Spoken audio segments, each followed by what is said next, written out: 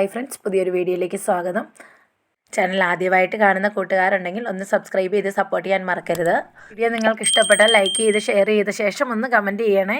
ഇന്നിവിടെ രാവിലെ വെയിലൊക്കെ വന്നാൽ കേട്ടോ. എന്നിട്ട് ഒരു 10-11 മണിയൊക്കെ ആയപ്പോഴത്തേന് വെയിലൊക്കെ ഇതുവഴി പോയെന്നറിയത്തില്ല. പെട്ടെന്നൊരു മഴ ഇങ്ങോട്ട് വന്നു. നല്ല മഴയായിരുന്നു, അങ്ങ് പെയ്ത് മാറിയേക്കുവാണ്. ഏലം വൃത്തിയാക്കലൊക്കെ നല്ല സൂപ്പറായിട്ട് നടക്കുന്നു കേട്ടോ. അതിൻ്റെ അടുത്ത് ഒരു കരിയാപ്പ് നോക്കിയാൽ മഴയൊക്കെ പെയ്തപ്പോൾ നല്ല തളർത്ത് പൊട്ടി കിളുക്കുന്നുണ്ട്. ഞാനിവിടെ ഏലത്തിന് കവാത്ത് എടുത്തുകൊണ്ടിരുന്നപ്പോൾ കാക്കു തണ്ട് ഇവിടെ എല്ലാം ചെത്തി വൃത്തിയാക്കി എടുത്തിട്ടുണ്ട് കേട്ടോ. നമുക്ക് ആ അലക്കുകല്ലിൻ്റെ ഭാഗമൊക്കെയാണ് ഇവിടെ ചെത്തി വൃത്തിയാക്കി എടുത്ത് പച്ചക്കറി നടണമെന്ന് ഓർത്തിട്ടാണ് ഈ പ്രാവശ്യം. ഒരുപാട് പച്ചക്കറി എനിക്കുണ്ടായിരുന്നു, പക്ഷേ അതൊക്കെ പോയി. അങ്ങനെ പറമ്പിൽ നിന്നൊക്കെ കയറി വന്നപ്പോൾ ഒരുപാട് താമസിച്ചു പോയി. കുളിയും കാര്യങ്ങളും നമസ്കാരവും എല്ലാം കഴിഞ്ഞാണ് അടുക്കളയിലേക്ക് വന്നേക്കുന്നതെന്ന്. കാക്കു കടയിൽ പോയി പച്ചക്കറികളും കപ്പയും ചിക്കനും ഒക്കെ വാങ്ങിച്ചുകൊണ്ട് വന്നു കേട്ടോ. ഇനി ഇതൊക്കെ ഒന്ന് സെറ്റാക്കി എടുക്കണം. കപ്പ നാളെ രാവിലത്തേക്ക് മതി. ചിക്കൻ വാങ്ങിക്കാൻ പോയപ്പോൾ ഞാൻ പറഞ്ഞു വിട്ടതാണ് രാവിലെ കപ്പ കാപ്പിക്ക് വേണമെന്ന്. ചിക്കൻ കറി വൈകിട്ട് വെച്ച് ഉപയോഗിച്ചാൽ രാവിലെ കപ്പ ഉപയോഗിച്ചാൽ മതിയല്ലോ, കറിയുമാവുമല്ലോ. കറിക്ക് നല്ല മുളകൊക്കെ പിടിച്ച് നല്ല സെറ്റായിട്ടിരിക്കുകയും ചെയ്യും. അടിപൊളിയല്ലേ കപ്പയും ചിക്കനും. അപ്പം എന്നാൽ നമുക്ക് ഈ ചിക്കൻ ഒന്ന് കറി വെച്ചെടുക്കാം. ചിക്കൻ വാങ്ങിക്കുമ്പോൾ കാല് 2 സെപ്പറേറ്റ് ചെയ്ത് വാങ്ങിക്കും കേട്ടോ. അല്ലെങ്കിൽ സാധാരണ കാല് കൊണ്ടുവന്ന് കഴിഞ്ഞാൽ ഞാൻ അതിനെ നല്ല മസാലയൊക്കെ തേച്ച് വറുത്ത് കൊടുക്കാറാണ്. എന്നാൽ ഇവിടെ കുറച്ച് ചിക്കനേ ഉള്ളൂ. അപ്പോൾ രാവിലെ കപ്പയ്ക്കും കൂടെ വേണ്ടിയതുകൊണ്ട് എന്നാൽ ഒന്ന് കറി വെച്ചെടുക്കാമെന്ന് ഓർത്തു. ആദ്യം വറക്കണമെന്നൊക്കെ ഓർത്താണ് കാലൊക്കെ ഒന്ന് നല്ല സെറ്റാക്കി എടുത്തത്. പക്ഷേ ചിക്കൻ കുറവായതുകൊണ്ട് എല്ലാം കൂടി കറി വെക്കുമായിരുന്നു. ചിക്കൻ കഴുകി എടുക്കുന്നതിന് മുമ്പായിട്ട് ഞാൻ ഇതിനകത്ത് കിടക്കുന്ന കരളൊക്കെ ഒന്ന് പെറുക്കി മാറ്റുവേ. ഒരുമിച്ച് കഴുകി കഴിഞ്ഞാൽ ഉളുമ്പായിരിക്കും. അതുകൊണ്ട് കരൾ ഞാൻ സെപ്പറേറ്റാണ് കഴുകുന്നത്. ചിക്കൻ ഒന്ന് നല്ല വൃത്തിയായിട്ട് കഴുകിയിടണം.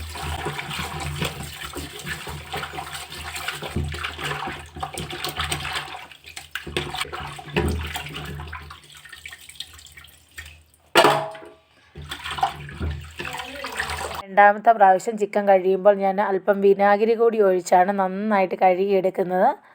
ഒരുപാട് വിനാഗിരി ഒഴിക്കേണ്ട, ഒരു കുറച്ച് ഇത്രത്തോളം വിനാഗിരി ഒഴിച്ചാണ് ഞാനൊന്ന് കഴുകിയെടുക്കുന്നത്. വിനാഗിരി ഒഴിച്ച ശേഷം ഇതുപോലെ നന്നായിട്ടൊന്ന് കഴുകിയെടുത്താൽ മതി. ഇതൊന്ന് കഴുകിയെടുത്തിട്ട് ഇനി 1-2 പ്രാവശ്യം കൂടെ കഴുകിയെടുക്കാം കേട്ടോ. ഇനി ഞാൻ ഇതിൻ്റെ എല്ലാ അഴുക്ക് കളഞ്ഞെടുക്കും. ചിക്കനിൽ ഇങ്ങനെ ഒരു സൈസ് ഒട്ടിപ്പിടിച്ചിരിക്കുന്നത് നല്ല പാട പോലത്തെ അഴുക്ക് കാണും. അതെല്ലാം വലിച്ച് കളയും. അത് മുഴുവൻ കളഞ്ഞാലേ എനിക്കൊരു തൃപ്തിയാവുള്ളൂ. അതുകൊണ്ട് തന്നെ ഞാൻ ഇത് കണ്ടോ, ഇങ്ങനത്തെ അഴുക്കുകളെല്ലാം വലിച്ച് കഴുകിക്കളയും. എന്ന് തന്നെ അഴുക്ക് പോരും കേട്ടോ. കൈ ഒന്ന് തൊട്ടാൽ മതി, അപ്പോഴേങ്ങ് പോരും. ഇങ്ങനെ കഷ്ണങ്ങളെല്ലാം വൃത്തിയാക്കിയ ശേഷം ഇതിൻ്റെ കരളും കൂടെ ഈ വിനാഗിരി വെള്ളത്തിൽ തന്നെയാണ് ഞാൻ വൃത്തിയാക്കി എടുക്കുന്നത്. അതിൻ്റെ കൂമ്പ് പോലെ ഇരിക്കുന്ന ആ സാധനം ഒന്ന് മുറിച്ച് വൃത്തിയായിട്ട് കഴുകിയെടുക്കും.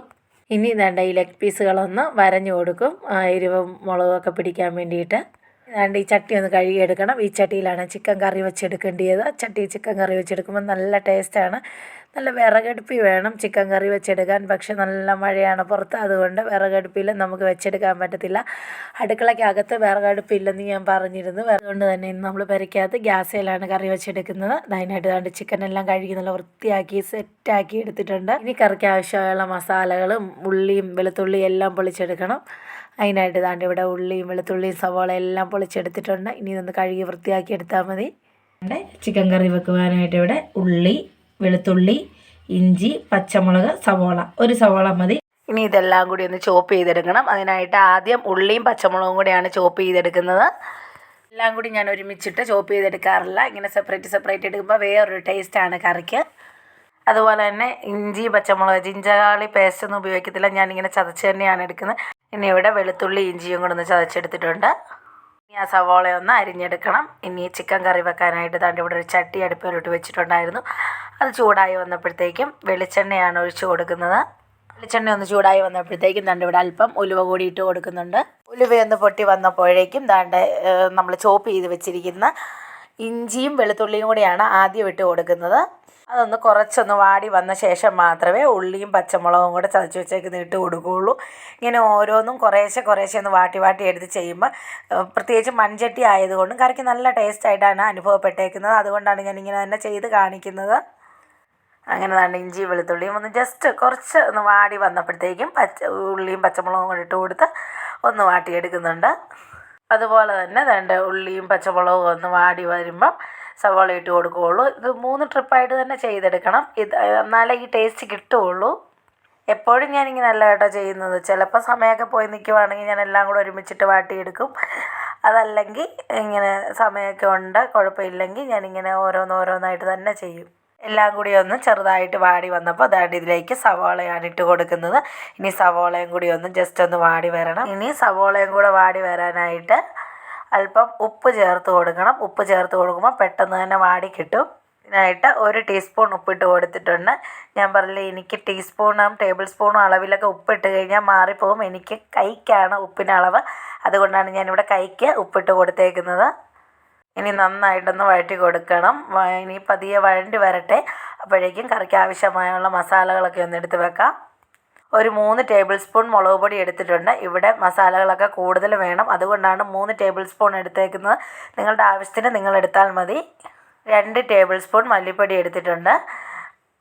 എരിവ് കുറവായതുകൊണ്ട് തന്നെ മല്ലിപ്പൊടി കൂടുതലിട്ട് കഴിഞ്ഞ് കഴിഞ്ഞാൽ പിന്നെയും എരിവ് കുറഞ്ഞു പോകും. ഇനി ചിക്കൻ മസാലയാണ് ഇട്ട് കൊടുക്കുന്നത്. ഇവിടെ 2 ടേബിൾ സ്പൂൺ ചിക്കൻ മസാല ഇട്ട് കൊടുക്കുന്നുണ്ട്.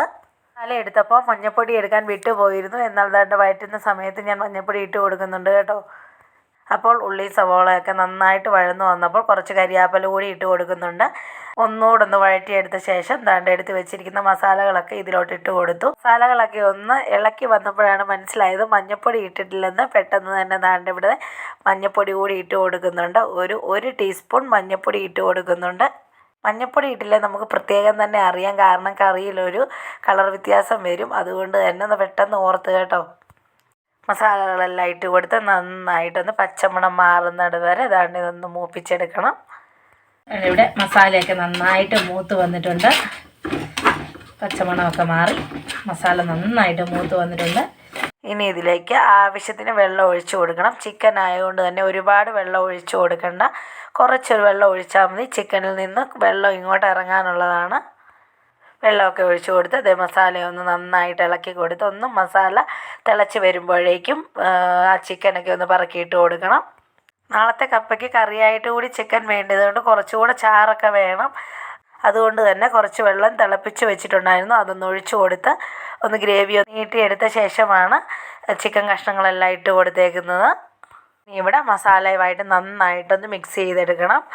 ഒരു ചിക്കൻ്റെ കാലൊക്കെ സാധാരണ ഞാൻ ഫ്രൈ ചെയ്യാനായിട്ടോ ഇത് സെറ്റാക്കി എടുത്തത്. അപ്പോഴാണ് മസാല കൂടുതലും കഷ്ണങ്ങൾ കുറവായിട്ട് വന്നുകൊണ്ട് മുഴുവനും എടുത്ത് കറി വെക്കാമെന്ന് വിചാരിച്ചത്. എന്താണെങ്കിലും കണ്ട് ഇവിടെ മസാലകളൊക്കെ യോജിപ്പിച്ച ശേഷം കുറച്ചുകൂടി ഒന്ന് ചൂട് വെള്ളമാണ് ഒഴിച്ചു കൊടുക്കുന്നത്. പച്ചവെള്ളം ഒഴിച്ചു കൊടുക്കരുത്. നന്നായി ഇളക്കി അടച്ച് സെറ്റാക്കി വെക്കണം ഒന്ന് വേവാനായിട്ട്. ചിക്കൻ ആയതുകൊണ്ട് വേവാൻ വലിയ താമസമൊന്നുമില്ല, പെട്ടെന്ന് തന്നെ വേവും. എന്നാലും നന്നായിട്ട് വെന്തിട്ട് വേണം എടുക്കാനായിട്ട്.